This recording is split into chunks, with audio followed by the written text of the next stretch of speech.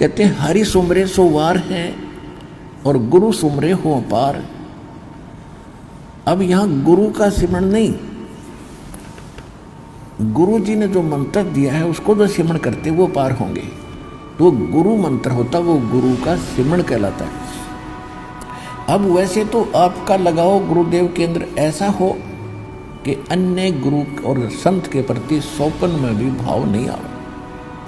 और फिर जब गुरुजी ने मंत्र जो दे दिया जिस समय तुम जाप करते हो, उस समय आपको ये राधा स्वामी वाले कहते हैं सुरत शब्द का अभ्यास करते हैं। और अभ्यास क्या करते हैं, 2.5 घंटे सुबह 2.5 घंटे शाम बैठ कर ध्यान लगाते हैं, धुन सुनते हैं। ये इनका सुरत शब्द अभ्यास बताया इन्होंने। रक्त तरह के जो नाम आपको दिया है सिमरण करते समय उसके ऊपर वो सुरत लगाओ।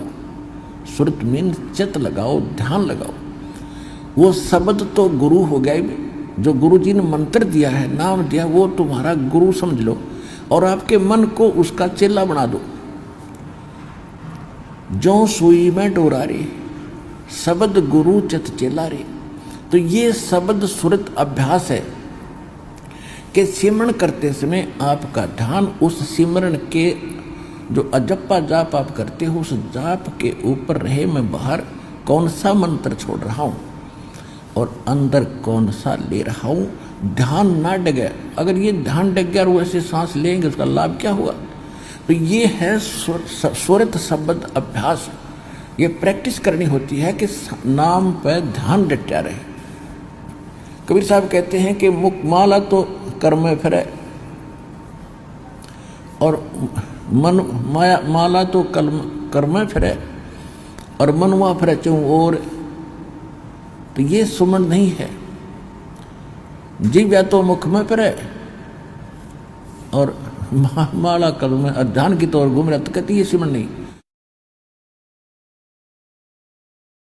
तो ये सुरत शब्द अभ्यास इसको कहते हैं कि सिमरण करते समय एकाग्र चित्त करो और क्या जाप करें उसको ध्यान रखो, वो सिमरण है आपका।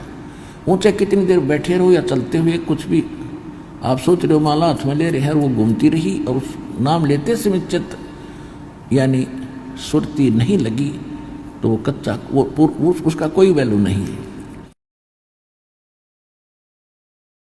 तो ये सुरत शब्द अभ्यास इसको कहते हैं कि सिमरण करते समय एकाग्र चित्त करो और क्या जाप करें उसको ध्यान रखो, वो सिमरण है आपका।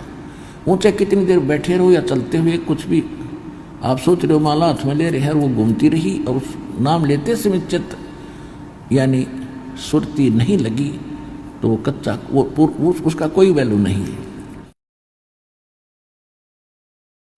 तो सुरत और मन ये 4 पदार्थ एक करने पड़ेंगे, सुरत, नृत, मन और पवन।